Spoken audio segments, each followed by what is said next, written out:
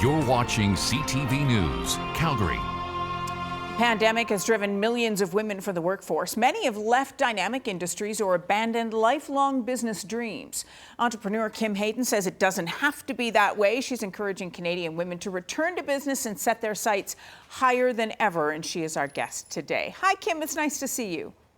Oh, thank you for having me. I'm super excited to be here. It's a pleasure. You know, I was checking out your CV. It's a really fascinating read. So you've been a cosmetologist, a real estate agent, a popular public speaker, and yet you say there's one common quality that drove you through all those various chapters of your life.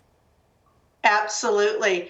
If I can my mother has summed me up in one word, and many people around me, is resilient. And I know it's a term that we're hearing a lot of these days. However, it's something I've lived my life by for the last 40 years of my life.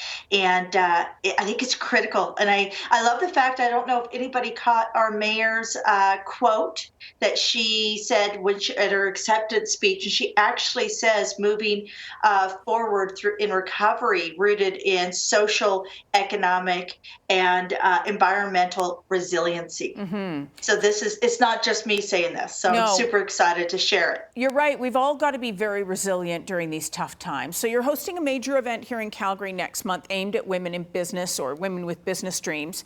What can people expect? We start the first half of the day around mindset. We actually have a neurolinguistic specialist flying in from Vancouver, and we've got Jessica Jansen, who lost a child, who's a very popular person here in Calgary, and then we've got Kathy Lee, our lovely Kathy Lee from CTV, is going to be talking about finding your voice, and we're going to be going through all of this and getting our head in the right space, saying, if we want to see change in Calgary, we need to be the change. We cannot wait for policymakers. We cannot wait for any of these things to happen. And you know, that is the key. The second half of the day, we actually start moving into talks around monetization and start getting women to kind of embrace the fact it's okay to be paid, right? And so many women, we go, oh, I would do this just for the passion. I don't need to be paid. The reality is the bank wants your money. The grocery store wants your money. And if you really want to do something amazing for this world, you need to make money so you can further your message and further your passion and purpose. Right. So you mentioned in the plan for this special event, passive and residual income. Can you explain what you mean by that? Okay, ladies, everybody out there, Forbes put out a number. In 2019, the world generated $117 billion in online education, mentorship, leadership, and coaching spaces globally. Mm-hmm. They are projecting that to be at $325 billion by 2025. Calgary's economy has sucked since 2015. Yeah. I again reiterate, be the change. We've got some brilliant women in this city. Find a way to put that on either a platform like Udemy, Thinkific, Kajabi. There's all these great platforms, and get your one special thing, the thing that makes you awesome at what you do, out there in this world, and grab your piece of that $325 billion. Yeah, you said also that you spoke to some people who'd worked in, obviously, the energy industry or who've been caught up in the overall downturn of Calgary, that they felt wounded. And I wondered, by that word, it implies afraid to step back in or too hurt to go back to putting themselves out there.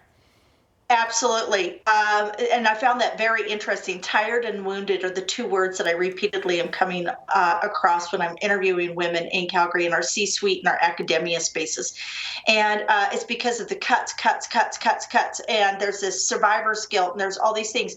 And these people are being retained and overworked, and many of them, because they're so good at what they do. Mm-hmm. That skill set translate in a teachable asset. Right. And so that's, we don't want this. This is not just about real estate. It's not just about entrepreneurship.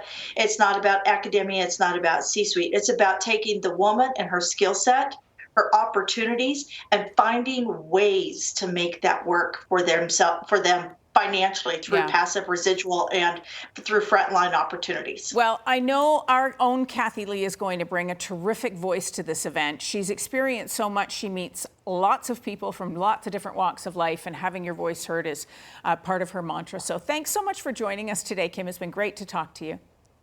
Absolutely. Thank you for having me. It's a pleasure. The Resilient Women in Business Conference Tour is November 2nd at Hotel Arts. For more information, go online to resilientseries.com. You can go on Facebook, and to connect, go to resilientseries.club or find Kim on Facebook, Instagram, or Twitter. Ian.